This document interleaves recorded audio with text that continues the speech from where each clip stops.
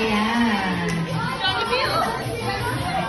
Ayan, sa lahat po ng guests na gusto magpa-picture together with our best friend Jollibee. Ayan, this is your time. At mamaya, darating na rin ang kanyang mga Jolly friends. Tinutulak niya!